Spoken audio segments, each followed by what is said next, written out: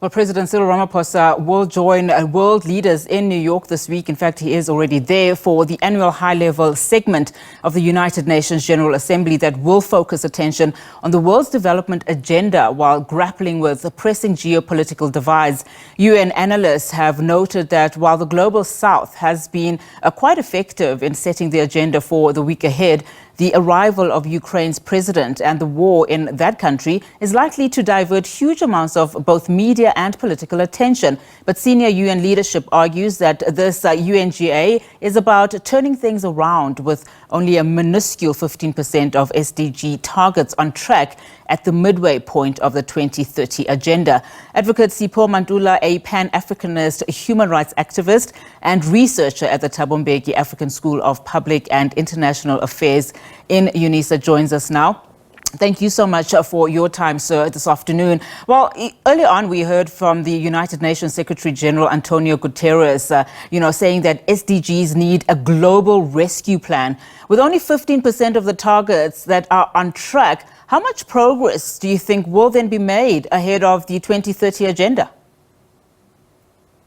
Afternoon, Unati, and afternoon to your viewers. I think, Unati, you will recall that even the MDGs, they failed to reach that target. So when you go to the SDGs, it is still undermining the African Agenda 2063 to say where is Africa dealing with its own challenges. And beyond what President Ramaphosa was talking on the rights of women and children, on health, I think most of the key issues that are facing Africa is the issues of peace, security, military coups. Also the question that you will understand of climate change that is hitting North Africa, but also the role of women in leadership. Those are the key issues. But when you think of SDGs and the national development plans of many member states, they are far-fetched because they are not dealing with reality of African countries. And when I mean African countries reality, I mean the issue of dealing with the poverty levels, the issue of dealing with corruption, and the issue of dealing with political power.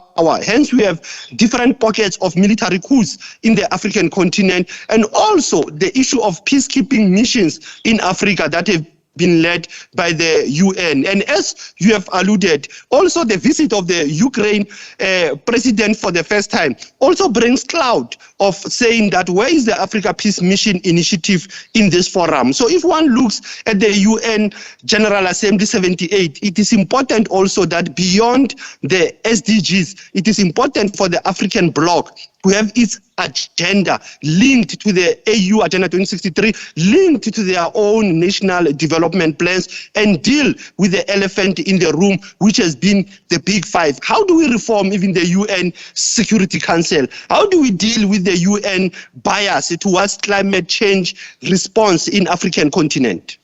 Just talking about the Ukraine president, I'm glad you mentioned it.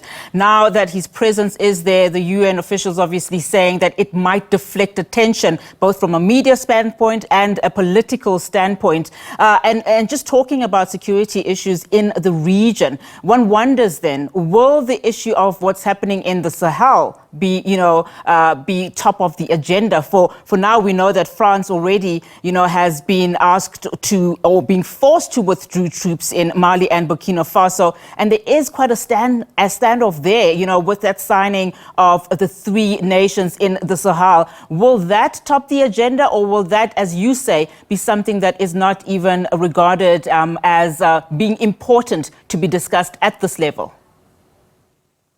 When I look at the agenda on the African issues, I saw Sudan. You will understand that North Sudan, Khartoum, has been in a crisis.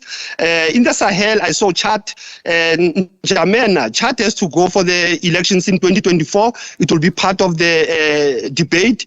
I see DRC, but DRC is coming on the carbon-free market. DRC is not on its role of how to deal with the UN peacekeeping mission that has been there since 1960. So when you look at the Sahel region also, you will understand it is a threat to the P5, to what they call the top 5 of the UN, which is USA, France, and even Britain, that they have an influence in the Sahel region. But when you look broadly on the peace and security, it goes back to the formation of the United Nations in early years, as early as 1926, 1948, that the UN was supposed to maintain international peace and security. We can talk of SDGs, MDGs, but development, for it to thrive, you need a peaceful and stable global space. So if you look at Africa, we have been having many UN peacekeeping missions in Africa since 1960. Hence, I'm raising that the issue, or that will appear it will be of Sudan, but you don't hear the issue of the Sahel with the military coups. And some of the presidents are there. Fortunately, that video link has been cut there. That was Advocate Sipho Mantula.